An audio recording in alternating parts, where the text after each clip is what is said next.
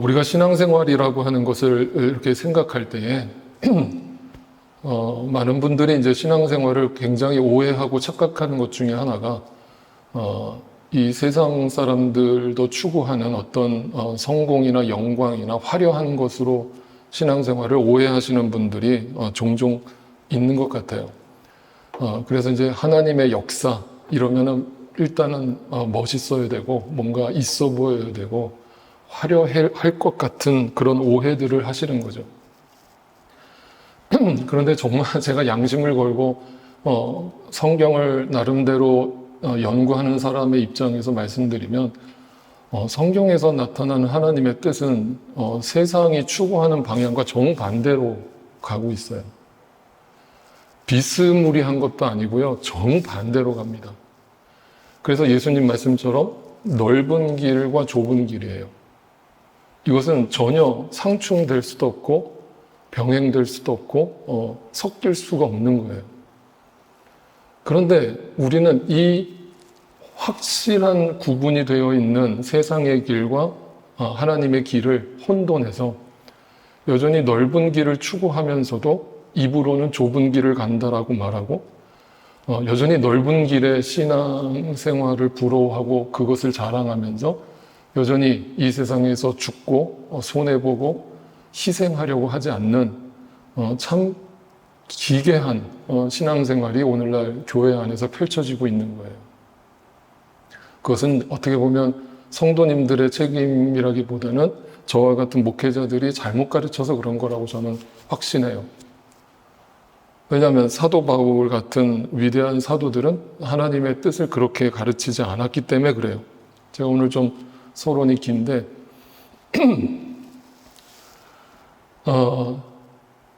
예수를 믿는다는 것을 그냥 사진 하나로 표현해 드릴게요. 제가 예전에 이것도 한번 보여드린 적이 있었던 것 같아요.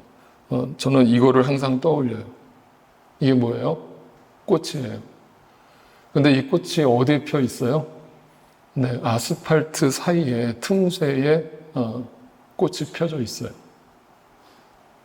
저는 크리스천의 삶이 이와 같아야 된다고 늘 생각을 해요. 이게 성경이 가르쳐주는 하나님의 길이에요. 이 세상은 아스팔트 같아요. 황량해요. 척박해요. 근데 그 가운데 씨앗이 뿌려져요. 생명이 뿌려집니다. 복음이 뿌려져요. 그러면 그 속에서 크리스천들은 뿌리를 내리고 생명을 피워내는 거예요. 그 주변에는 꽃이 없습니다. 아무런 생명이 없어요. 다 죽었습니다.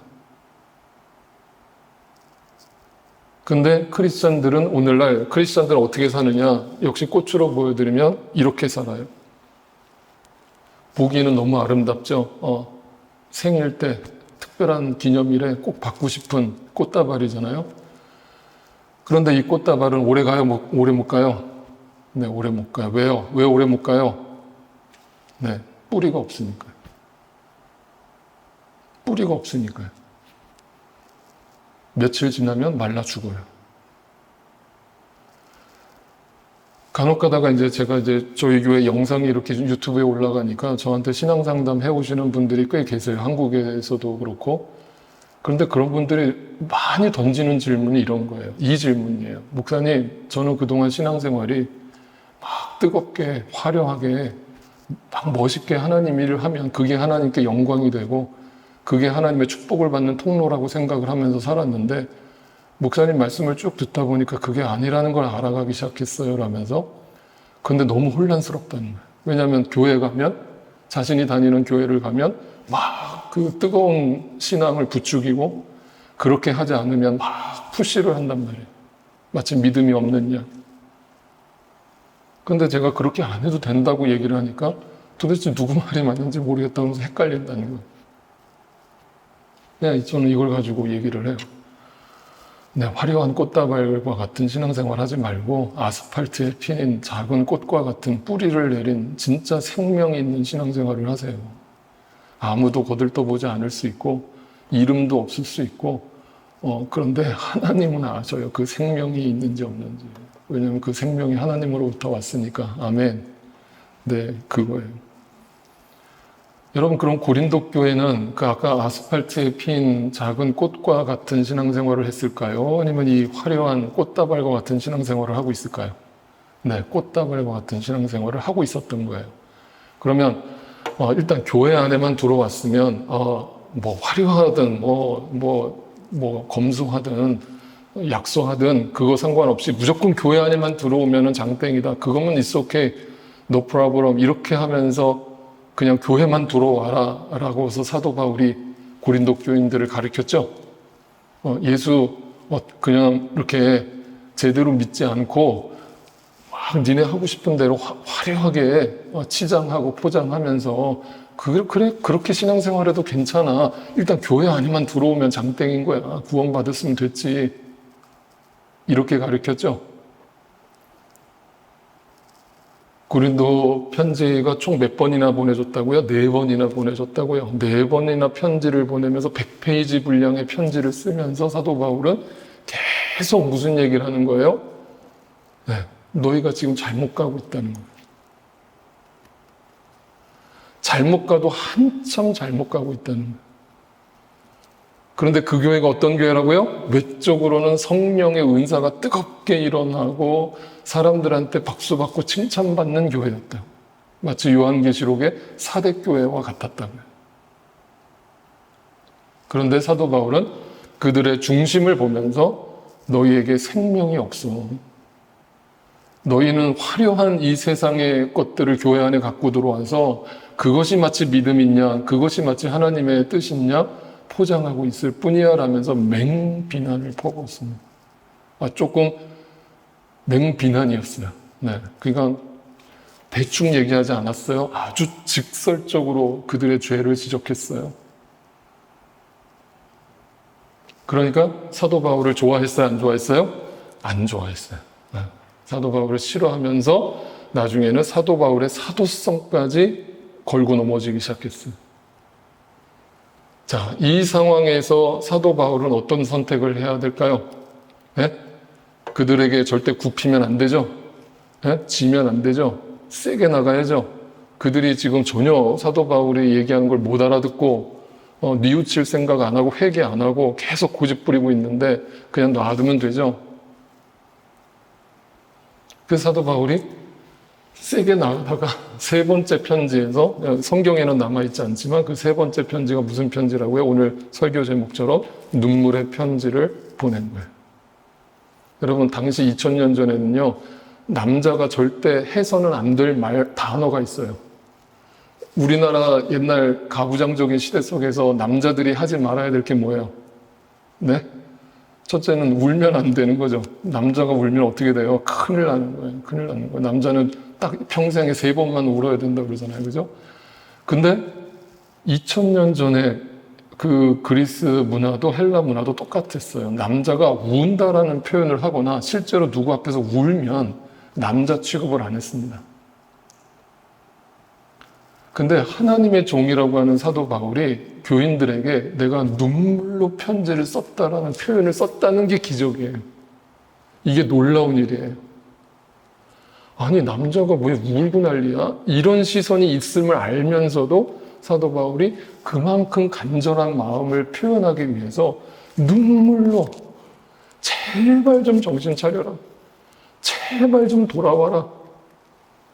라면서 그 편지를 썼더니 그 편지를 읽고 난 고린도 교인들이 드디어 회개를 하기 시작하면서 조금씩 하나님의 말씀을 쫓기 시작한 거예요. 그러면서 이제 사도 바울이 그 계획을 수정했다고 그랬잖아요. 원래는 고린도 교회로 바로 가려고 했었는데 계획을 바꿨더니 그 계획을 바꾼 것도 또 말을 바꿨다고 하면서 사도 바울을 또 공격했다고 그랬잖아요. 그죠? 그런데 사도 바울의 입장에서 생각해 보면 처음에 왜 고린도 교회를 먼저 가겠다고 했을까를 잠깐 생각해 봐야 돼요. 왜냐하면 사도 바울도 인간이잖아요. 그런데 고린도 교회에 특별히 자기가 개척을 해서 특별한 애정을 쏟아부었던 그 교회가 잘못된 길을 가고 있다는 소식을 듣고는 여러분이 사도 바울이라고 생각해 보세요. 가만히 앉아 있을 수 있어요, 없어요? 기다릴 수 있어요, 없어요? 네. 여러분, 그거를 교회라고 생각하면, 그럴 수 있죠. 뭐 기다리죠. 이렇게 하시겠지만, 만약 그게 내 자식이라고 생각해 보세요. 내 자식이 내 눈에 보기에 뻔히 잘못된 길을 가는데, 그걸 가만히 내버려둘 부모가 이 세상에 어디 있어요? 가서 멱살이라도 끌고, 붙들고 잡아와야 될 거 아니에요. 사도 바울은 그 마음이거든요.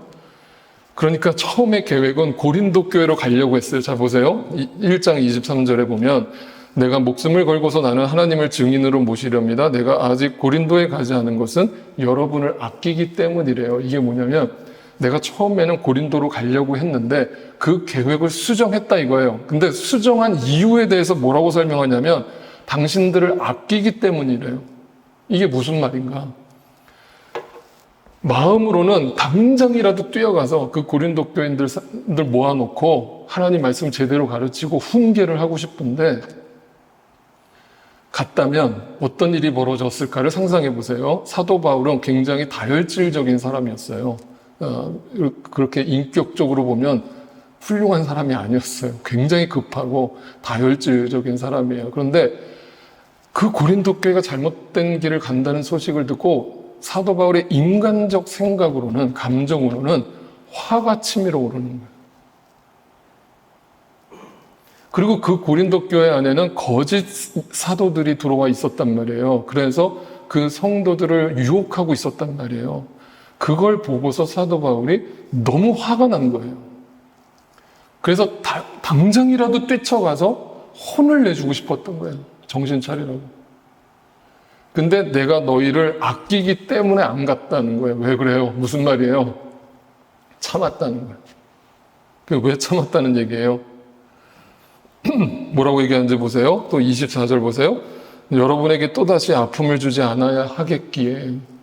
이미 3번의 편지를 다 앞에서 보냈는데 그 3번의 편지 속에서 너무나 적나라하게 당신들을 비판하고 내가 잘못을 지적했기 때문에 또 내가 가서 그것을 얘기하면 당신들이 상처받을 거를 내가 알기 때문에 내가 참았다는 거예요. 그러면서 어떻게 계획을 수정했는가를 보세요. 제가 다시 이거 지난 2주 전에 보여드렸던 거 다시 한번 설명드려요. 처음에는 어떤 계획이었다고 그랬어요? 마게도니아로 갔다가 마게도니아에서 다시 여러분에게로 와서 여러분의 도움을 받아서 유대로 갈 작정이었다. 이렇게 얘기를 했어요. 그러니까 지도로 보여드리면 처음에는 고린도로 갔다가 저 마게도니아를 거쳐서 거기서 다시 턴해서 고린도로 돌아올 계획이었어요. 그러니까 고린도를 제일 먼저 갈 생각이었단 말이에요. 왜요? 급하니까. 당장 화가 나니까 가서 쏟아 부을 생각하고 가려고 했던 거예요. 그런데 사도 바울이 계획을 바꿨어요. 어떻게 바꿨어요? 나는 마게도니아를 거쳐서 가겠다. 이렇게 바꿨다 그랬죠? 네, 이렇게 돌아가겠다. 자, 그러면 이게 어떤 의미가 있는지를 이제서야 이해할 수 있는 거예요. 무슨 말이냐면 왜 갑자기 고린도 교회를 먼저 가겠다고 했다가 마게도니아로 뺑 돌아서 고린도 교회를 맨 마지막 정착지로 바꿨는가? 답은 하나예요. 감정을 누구로 드리려고. 무슨 말인지 이해가 되세요? 지금 고린도 교회 가면 하나님의 말씀으로 훈계하는 것도 물론 있겠지만 거기에 내 감정이 섞일 가능성이 너무 높은 거예요. 왜? 사도 바울도 인간이기 때문에. 그 고린도 교인들을 정말 자식처럼 생각했기 때문에 그들이 잘못된 길을 가는 걸 그냥 눈뜨고 볼 수 없기 때문에 감정이 나올 수밖에 없는 거예요. 그러니까 갑자기 계획을 바꾼 거는 뺑 돌아가는 동안에 뭐 했겠어요? 그냥 감정만 누그러뜨렸겠어요? 하나님 앞에 기도했겠죠. 하나님, 내가 어떻게 지혜롭게 저들이 상처받지 않게 하나님의 말씀을 있는 그대로 전할 수 있을까요? 하나님, 나에게 지혜를 주세요라는 기도를 쭉 드리면서 고린도 교회를 마지막 종착지로 삼았던 거예요. 잘 보세요. 그러면 이것이 우리에게 주는 교훈이 뭐예요? 사도 바울에게 있는 하나님의 지혜가 뭐예요? 여러분, 우리도 항상 이와 같아요. 어떤 문제가, 고린도 교회가 문제잖아요. 문제가 발생할 때 우리 마음은 어때요? 우리의 마음은 그 문제가 터지면 어떤 그게 인간관계 문제든 어떤 내 여러 가지 삶에 일어날 수 있는 문제든 문제가 터지면 내 마음은 어떠해요? 네, 이렇게 바로 가고 싶은 마음. 그죠? 참지 못해요. 못 기다립니다. 당장이라도 가서 내가 그 사람한테 무슨 상처받을 만한 말을 들었다면 못 기다려요. 당장 전화 걸고 나 오늘 당장 만나. 나 오늘 단판 지어야 되겠어. 이게 우리잖아요. 사도 바울도 그런 인간인 거예요. 당장 가서 내 감정도 다 모고 다 쏟아버리고 싶은 거예요. 내가 너희를 어떻게 가르쳤는데 1년 6개월 동안 성경을 가르쳤고 내가 3번의 편지를 앞에서 그렇게 눈물겹게 보냈는데 어떻게 그렇게 말을 못 알아들을 수 있니? 어떻게 그렇게 고집을 부릴 수 있니? 라면서 당장이라도 쫓아가서 혼을 내고 싶은 거예요. 그런데 사도 바울은 그렇게 하지 않았어요. 하나님의 방법이 그렇게 아니라는 걸 알았어요. 그래서 기다리는 거예요. 그게 지혜로운 거예요. 여러분, 하고 싶은 말이 많으시죠? 부부 사이에서도 또 인간관계에서도 이 땅을 살아가면서 수많은 문제를 만날 때 우리는 너무 급해요. 그럴 때 우리 여기 계신 우리 성도님들은 다 하나님 앞에 먼저 기도로서 나아가실 수 있기를 바랍니다. 기도로서 시간을 가지세요. 나에게 지혜롭게 할 말을 하게 해달라고 하나님께 기도하세요. 네, 그게 지혜예요. 그러면서 2장 4절에 사도 바울이 이렇게 얘기합니다. 그 3번째 편지에 대해서 언급을 하면서 내가 몹시 괴로워하며 걱정하는 마음으로 많은 눈물을 흘리면서 여러분에게 그 눈물의 편지, 3번째 편지를 썼습니다. 그러나 그것은 여러분을 마음 아프게 하려고 한 것이 아니라 여러분을 내가 얼마나 극진히 사랑하는지를 알려주려고 한 것입니다. 이 3번째 편지가 제가 그때 뭐라고 그랬어요? 눈물의 호소라는 뜻도 담겨 있지만 혹독한 편지였다라고 말씀드렸죠. 앞에 고린도 전서와 그 2번째 편지까지만 해도 사도 바울은 굉장히 순화된 표현을 썼다고 그랬어요. 네, 어린아이 대하듯이 좋게 얘기하려고 타이르려고 애를 썼어요. 근데 그런데도 못 알아들으니까 눈물의 편지에서는 혹독한 표현들을 썼어요. 그러니까 돌려서 얘기 안 했다는 거예요. 직언을 했다는 거예요. 그러니까 그 얘기를 듣고 고린도 교인들이 상처받는 사람들이 있었을 거라는 거예요.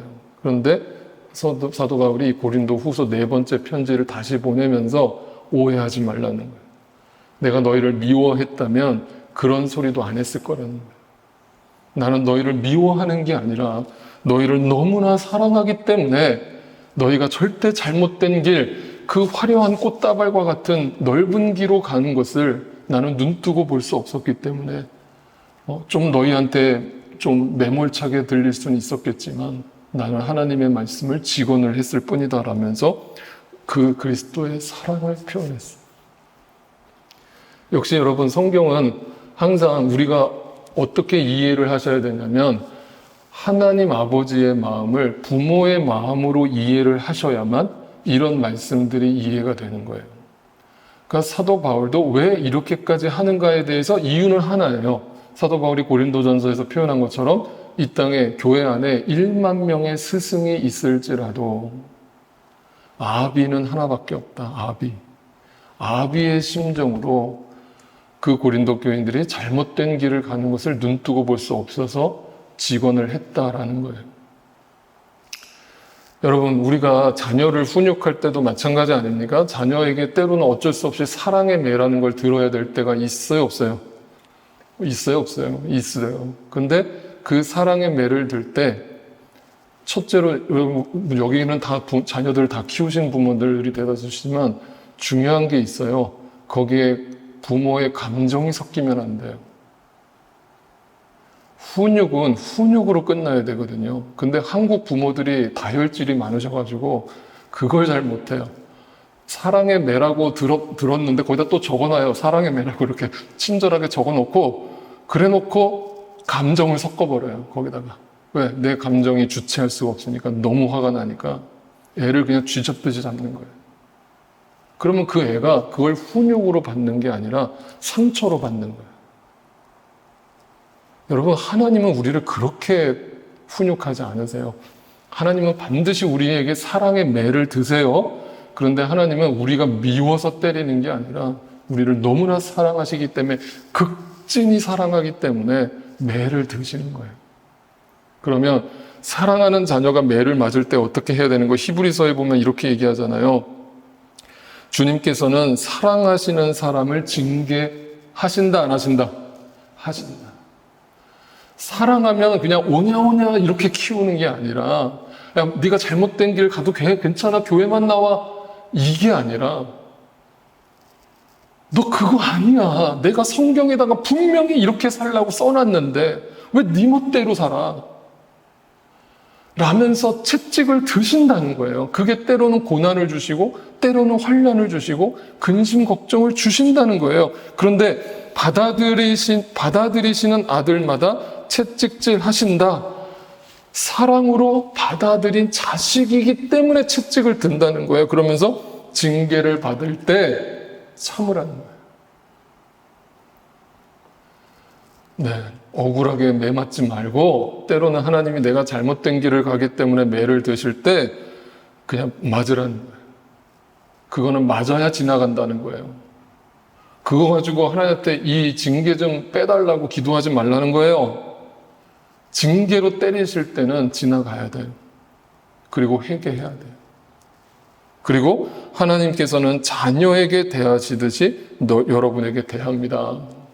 그래서 많은 분들이 그래요. 그냥 평안한 것이 하나님의 축복이라고 생각하는데, no, 절대 아니에요. 잘못된 길을 가는데도 하나님이 나에게 아무런 채찍질을 안 하신다? 이유는 하나예요. 내가 하나님의 자녀가 아닌 거예요. 사생아인 거예요. 사생아이면 하나님이 내버려둬요. 내가 잘못된 길을 가도. 근데 하나님이 나를 사랑하시잖아요. 그 증거가 뭔지 아세요? 내가 잘못된 결정을 하고 잘못된 길을 가면 절대 가만 안 놔둬요. 하나님은 정확하신 분이에요. 그래서 아버지가 징계하는 자녀가 어디에 있겠습니까? 아버지가 징계하지 않는 자녀가 어디에 있겠습니까? 라고 이야기를 하시는 거예요. 그러면서 11절에 또 이렇게 얘기합니다. 무릇 징계는 어떤 것이든지 그 당시에는 즐거움이 이에요, 아니에요? 아니에요. 매 맞는데 좋을 사람이 어디 있어요? 너무 고통스러운 거예요. 지금 고린도 교인들이 딱 그 심정인 거예요. 아니, 교회 나와서 내가 도대체 뭘 잘못했는데 내가 맨날 저렇게 사도 바울한테 혼이 나야 돼. 내가 왜 맨날 목사님한테 저렇게 잔소리 같은 얘기를 들어야 돼. 나는 그냥 은혜만 받고 싶은데, 사랑만 받고 싶은데. 그러나 나중에는, 지금은 너무 고통스럽지만 나중에는 뒤를 돌아봤을 때 그 하나님의 징계 때문에 내가 바른 길 위에 서 있음을 확인하게 되고 정의의 평화로운 열매를 맺게 된다. 라면서 하나님의 방법을 가르쳐 주는 거예요. 그래서 오늘 본문에 보면 이제 나중에 또 살펴보겠지만 고린도서 7장에 가보면 그 눈물의 편지에 대해서 또 이렇게 언급하는 장면이 나와요. 7장 8절을 볼까요? 내가 그 편지로, 눈물의 편지예요, 여러분의 마음을 아프게 했더라도, 아팠어요. 너무 아팠어요. 너무 찔렸어요. 기분 나빴어요. 속상했어요. 그런데 나는 후회하지 않아요. 나는 그 말을 한 것을 후회하지 않아요. 나는 하나님의 말씀을 있는 그대로 전했어요. 가감없이 전했어요. 그 편지가 잠시나마 그 말씀을 들을 때는 여러분이 너무나 고통스럽게 느꼈겠지만, 교회 나오기 싫었겠지만, 교회가 여기밖에 없어? 왜 주일날 맨날 와서 이렇게 혼나야 돼? 이런 마음이 들었겠지만, 네. 여러분의 마음을 아프게 했다는 것을 알고서 후회하기는 하였지만, 지금은 9절에 이렇게 얘기합니다. 지금은 기뻐합니다. 그것은 여러분이 아픔을 당했기 때문이 아니라 아픔을 당함으로써 회개에 이르게 되었기 때문입니다. 하나님은 왜 매를 드세요? 하나예요. 돌아오라는 거예요. 돌아오라는 거예요. 여러분이 하나님의 뜻에 맞게 아파하였으면, 잘 들으세요. 하나님의 뜻 안에서 아플 수 있다, 없다? 있다. 인정하시라고요, 제발. 하나님의 뜻을 알아간다는 건 때로는 고통스러운 거예요. 왜? 내 걸 버려야 되니까. 내가 하고 싶은 거를 내려놔야 되니까 고통스러운 거예요. 결국 여러분은 우리로 말미암아 손해본 것 절대 아닐 겁니다. 더 큰 복이 있으니까 그 큰 복이 되신 예수 그리스도를 여러분이 만나셨다면, 그것을 통해서 만나게 됐다면, 그 생명의 길을 걷게 되셨다면 그것이 여러분에게 진짜 복이라는 것을 아시라는 거예요. 자, 그러면서 이제 사도 바울이 오늘 본문으로 다시 돌아오시면 고린도 교인들한테 이렇게 얘기합니다. 2장 6절에 여러분 대다수는 그러한 사람에게 이미 충분한 벌을 내렸습니다. 자, 교회 안에 있는 걸 얘기하잖아요. 교회 안에 있는 성도들한테 벌을 내렸다. 이걸 어떻게 이해를 해야 될까요? 이걸 갖다 이제 신학적으로 얘기하면 교회 안에 치리가 있다라는 거죠. 치리라는 말을 들어보셨죠? 교회 안에도 법이 있어요. 그 교회 법을 어기면 이 당회라고 하죠. 운영위원회에서 그걸 결정하고 일부분, 그 부분에 대해서 징계를 내릴 수 있습니다. 그게 성경적이에요. 그런데 여기서 도대체 벌을 내렸다라는 게 그 의미일까요? 뭐 어떻게 한 거예요? 저 뒤에 나가서 손 들고 서 있으라고 그랬을까요? 어떻게 했을까요? 몇 주 동안 예배 들어오지 말라고 그랬을까요? 뭐 어떤 벌을 내렸다는 거예요? 잘 들어보세요. 성경에서 하나님은 우리의 중심을 보시죠. 그죠? 그러면 우리의 중심을 보신다는 것은 사람은 양심이라는 걸 다 가지고 있어요. 우리는 믿지 않는 사람들도 양심이 있어요. 그런데 믿는 사람들은 거기에 한 가지 더 영의 양심도 갖고 있어요. 영의 양심이라는 게 다른 게 아니에요. 하나님 뜻대로 가지 않을 때 내 마음이 가만히 있질 못해요. 찔려요. 그러면 그 벌이라고 하는 거 다른 거 아니에요. 사도 바울이 하나님의 말씀을 있는 그대로 가감없이 전할 때 그 말씀을 듣고 있는 것 자체가 벌이에요. 왜? 하나님 어떻게 알고 내 마음의 은밀한 죄를 어떻게 아시고 지금 저 사도를 통해 나에게 그 말씀을 하시지? 아, 설마 모르시겠지.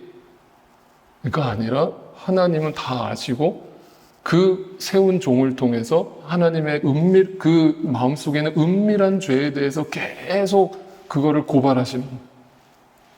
회개하라는 거예요. 하나님은 절대 거룩하신 분이기 때문에 조금의 흠도 남겨놓지 말라는 거예요. 날마다 하나님 앞에 십자가의 은혜로 나아가라는 거예요. 그리스도의 보혈로 정결케 되라는 거예요. 우슬초로 나를 정결케 해달라는 다윗의 기도문처럼 기도하라는 거예요. 그러니까 가장 큰 벌은 뭐냐면 그 말씀을 계속 듣고 있는 거예요. 잘 보세요. 그러면 그 사람이 충분한 벌을 받았대요. 그러면 그 사도 바울의 눈물의 편지, 혹독한 편지, 그 직원의 말씀을 가감없이 들으면서 그 성도가 시험 들어서 교회 나갔어요, 안 나갔어요? 나갔어요, 안 나갔어요? 안 나갔어요. 안 나갔어요. 왜 안 나갔을까요? 회개했으니까. 회개했으니까. 자기가 하나님 앞에서 어떤 은밀한 죄를 짓고 있었는지를 말씀을 통해서 확인받고 나서 회개를 한 사람은 그 안에 남아있는 거예요. 그래서 그 하나님 앞에 엎드리는 거예요. 그러니까 사도 바울이 이렇게 말을 바꾸는 거예요. 뭐예요? 6절 보세요. 그러니 여러분은 도리어 이제 그를 용서해 주래요. 그의 죄를 알고 있든 모르고 있든, 그 사람이 누구인지 알고 있든 모르고 있든 그 사람을 품어주라는 거예요. 네. 그 영혼을 품어주고 그 사람이 그것 때문에 지나치게 막 정죄감이 들어서 막 자책감에 시달리면서 막 교회 오는 게 부끄러워지거나 사람들 앞에 서는 것이 부끄러워질 정도로 면박을 주지 말고 그거를 품어주라는 거예요. 왜 그래요? 그 사람을 살리려는 데 목적이 있어요? 죽이려는 데 목적이 있어요? 살리려고 하는 거 아니에요. 그래서 이렇게 얘기합니다. 그러므로 나는 여러분이 그에게 사랑을 나타내어 보이기를 원합니다.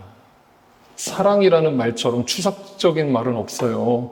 사랑한다, 내가 당신을 사랑합니다, 얼마든지 입으로는 떠들 수 있어요. 근데 그 사랑을 보여주라는 거예요. 그 사람이 느끼게 해주라는 거예요. 그 사람이 교회에 왔을 때 자신의 충분한 양심의 가책을 받아서 벌을 이미 충분히 받았기 때문에, 회개를 했기 때문에 그것을 받아주라는 거예요. 저는 진짜 오늘날 크게 기독교가 잘못 가고 있는 게 바로 이 부분인데, 7위까지는 좋아요. 자, 뭐 예를 들어 보죠. 동성애자들을 정죄한다. 아, 좋아요. 그거 다 성경적이에요. 그런데 만약 그들이 회개하면 어떻게 해야 돼요? 회개하면 어떻게 해야 돼요? 그래도 동성애자는 들어오면 안 돼요? 교회에? 예? 그렇게 가르치는 교단들이 많아요. 근데 성경적으로 보란 말이에요. 그들이 회개하면 받아주라는 거예요. 용납하라는 거예요. 어떤 짓을 저질렀든 동성애가 다가 아니라 이 세상에 하나님 앞에서 무시무시한 죄를 짓고 살아가는 인간들이 이 세상에 너무 많다는 거예요. 그런데 중요한 건 어떤 죄를 지었든 간에 그가 진심으로 하나님 앞에 회개했다면 받아주라는 거예요. 그게 교회라는 거예요. 교회는 법정이 아니에요. 그 영혼을 살리려고 교회가 있는 거잖아요. 그거예요. 혼돈하지 마세요. 동성애는 분명히 죄지만 그것에 대해서 회개했을 때 용납하라는 거예요. 용서하라는 거예요. 네. 그러면서 뭐라고 얘기합니까? 그 용서가 내 인격에서 나오는 게 아니에요. 착각하지 마세요. 우리가 인격이 훌륭해서 그 사람을 용서해주고 받아주는 게 아니에요. 그거는 쇼예요. 진짜 용서는 어디서 나오냐면 그리스도 앞에서 여러분을 위하여 용서하는 거예요. 내가 그리스도 앞에서 용서받을 주고 마땅한 죄인이었는데, 내가 용서받은 죄인인데 1만 달란트 빚진 자인데 내가 어떻게 회개한 사람을, 교회 공동체 안에 들어온 사람을 내가 어떻게 함부로 정죄하고 판단하고 그 사람을 내쫓을 수 있겠어요. 그리스도 앞에서 용서하세요, 이 말이에요. 그러면서 결정적인 얘기를 합니다. 11절이에요. 그렇게 하여 우리가 사탄에게 속아 넘어가지 않으려 하였습니다. 우리는 사탄의 속셈을 모르는 것이 아닙니다. 이게 무슨 말일까요? 자, 보세요. 이게 너무 재밌는 표현이에요. 고린도 교회는 외적으로는 성령의 역사가 충만하게 일어나던 교회였죠. 그죠? 그런데 그 성령의 역사와는, 외적인 거와는 별개로 그들 마음속에는 누군가에 대한 정죄와 미움이 가득 찼고 또 자기를 자랑하고 싶은 마음이 가득했어요. 그러면 이걸 우리는 어떻게 해석해야 돼요? 그걸 성령의 역사라고 봐야 돼요? 사탄의 역사라고 봐야 돼요? 헷갈리세요? 사도 바울이 얘기하잖아요. 제 얘기가 아니에요. 사도 바울이 얘기하잖아요. 뭐예요? 사탄에 속아 넘어가지 말라는 거예요. 왜? 그러면 사탄이 공격하는 방법과 목적이 뭐라고 가르쳐 주는 거예요? 누군가 교회 안에서 잘못을 저질렀어요. 그런데 그 사람이 회개를 했어요. 그럼에도 불구하고 그 사람을 용납하지 않고 받아주지 않으려는 내 감정을 섞어서 그 사람을 막 혼내고 싶은 그 마음은 누가 주는 마음이라는 거예요? 사탄이 주는 마음이라는. 그래서 결국 사탄이 원하는 건 뭐예요? 하나됨이 빠개지고 부서지고 찢어지고 교회가 산산조각 갈라지는, 내 가족이 분열하고 부부 사이가 갈라지고 부모와 자식 사이가 갈라지고, 여러분 뭐든지 사탄의 역사는 갈라지는 역사예요. 갈라지는 역사. 그러니까 오늘도 내 마음속에 누군가에 대한 극단적인 미움이 계속 생긴다면 기억하세요. 그건 사탄의 역사예요. 그럴 때 사탄에게 속아 넘어가지 말라는 거예요. 그러면서 사도 바울이 이 얘기를 왜 하겠어요? 자기도 속아 넘어갈 뻔했다는 거예요. 그래서 처음에 고린도 교회에 먼저 가겠다고 했던 거예요. 그래서 만약에 그 마음으로 고린도 교회에 먼저 갔다면 고린도 교회는 아마 산산조각 났을 거예요. 사도 바울이 막 감정이 막 복받쳐가지고 감정적인 설교를 했다면 고린도 교인들 다 산상정원 났을 거라고. 다 시험 받고 떠났을 거라고. 그게 사탄의 역사. 그러니까 사도 바울이 고린도 교회를 어떤 마음으로 사랑했다? 하나님의 사랑으로 극진하게 사랑했다. 그래서 눈물의 편지를 보냈다라고 얘기하잖아요. 그러니까 잘 기억하세요. 사탄에 충만하면 그 극진한 사랑이 메마르는 거예요.